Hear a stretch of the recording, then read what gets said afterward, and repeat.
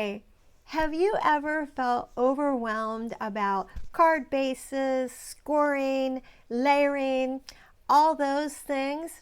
Well, today is your lucky day because I'm here with a whole bunch of tips and tricks to help you make it easier. You'll be able to create cards with precision and ease. You're gonna love it.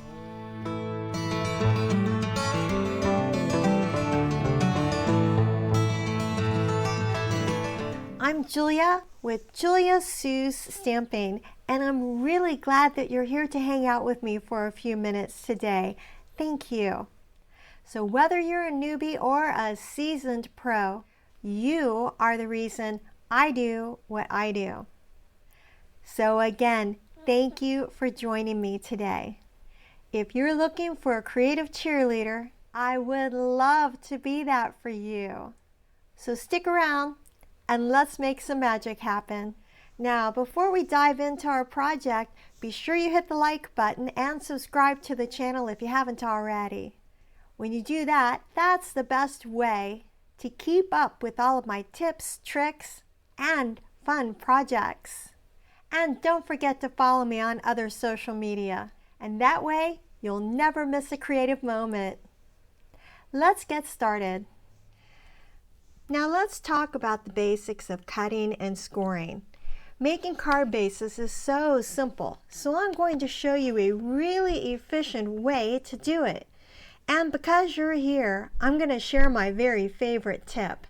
You score once and you cut once. So trust me, this is a game changer. So you've got a piece of cardstock that is 8.5 by 11.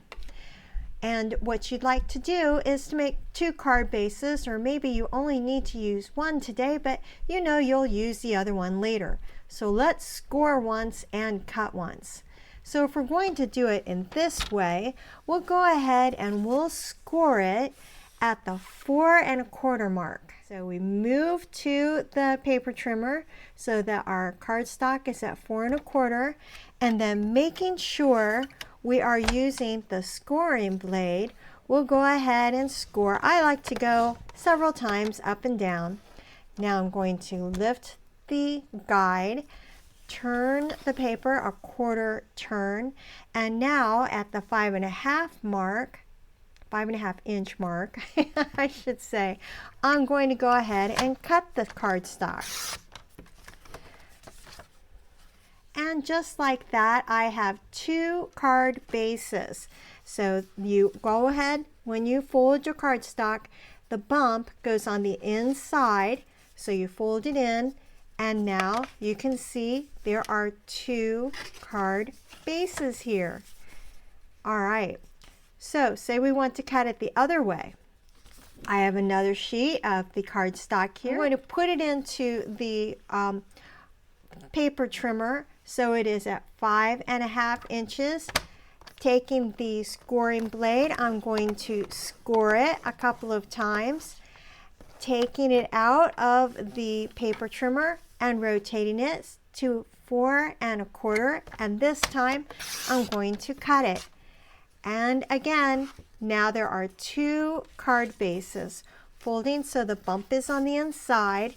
When you fold with the bump on the inside, it allows you to have the most crisp fold that you can have. I like to use a bone folder when I score because it really helps make your cardstock lay nice and flat in your cards when you do the bone folder. And with the other side, I'm going to go ahead and do that. Here's another tip for you. Sometimes when you take the bone folder on the outside of cardstock, it can kind of make a little mark. So you can also take a little bit of scrap paper, lay it over your cardstock, and then you can go ahead and use your bone folder on the outside. You'll get a really nice, crisp, burnished card base, but now there's no mark on the outside of your cardstock. You don't need a ton of supplies to make a beautiful card, just some basics.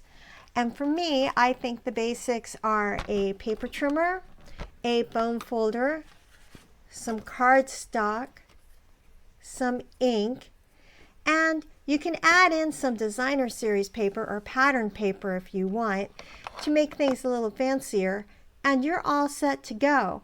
You really only need stamps, ink, and paper though. That's the best way to do it and to get started.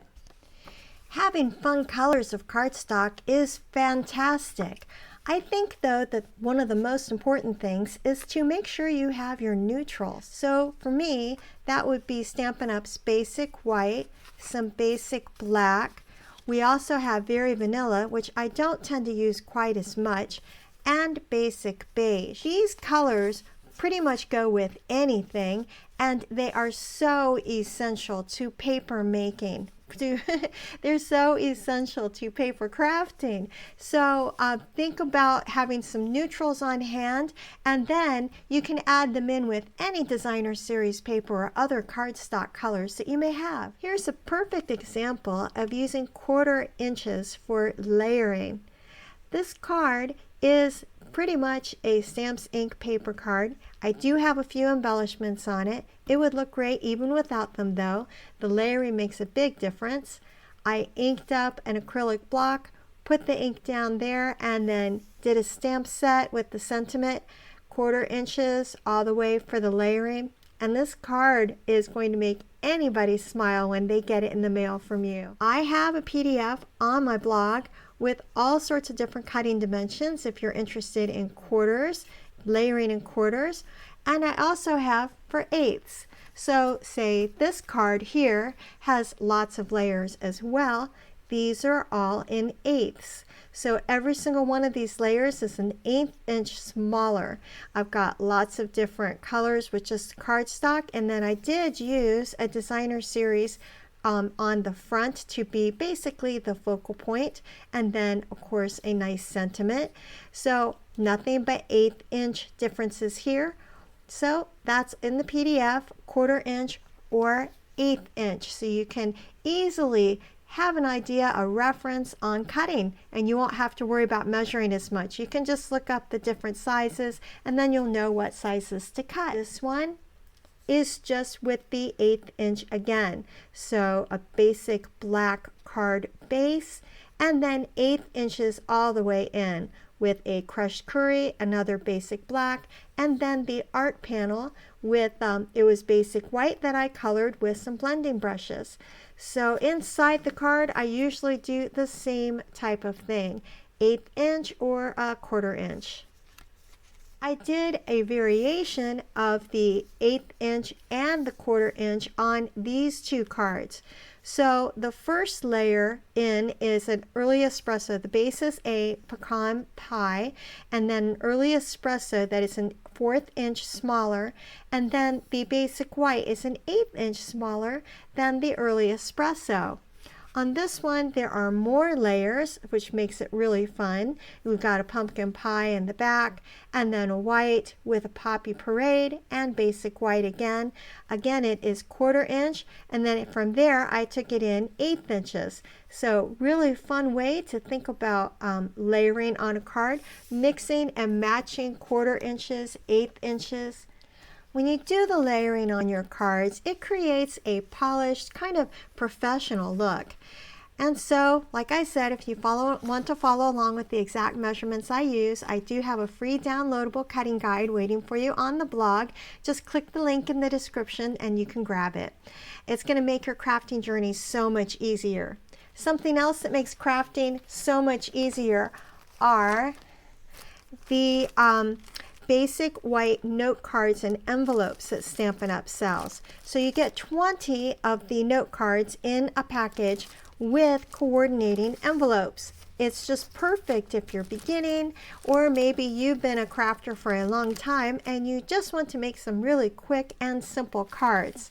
So with this, I've got a basic beige layer that has been cut to be a 1/4 inch smaller. And then with both of them, I used lots of fun ephemera. Just decorating the front. No stamping was required. Just some adhesive, some dimensionals, and we're set to go. Also, with using designer series paper, I created these fun cards. The most simple thing to start with is a very versatile stamp set. And one of those, in my opinion, is the Simply Said stamp set. This is very basic. It's a wonderful mix and match stamp set. And an ink that I would highly recommend is Memento Tuxedo Black. So with just these simple basics, some note cards, some envelopes that coordinate, look at these fantastic, easy cards that I created just by cutting some designer series paper and layering them onto the note cards. So of course you're going to need adhesives too, but that's a whole other video. All right, so how easy is that? It is super cool, and I really hoped that this video all about layering and cutting, scoring, has helped spark some creative layering ideas in your mind. So I can't wait to see what you create. Remember, crafting is about having fun. It's about experimenting and seeing what works out the best for you. So keep on crafting. I hope you have an absolutely fantastic day today and that you have a chance to get inky. Bye.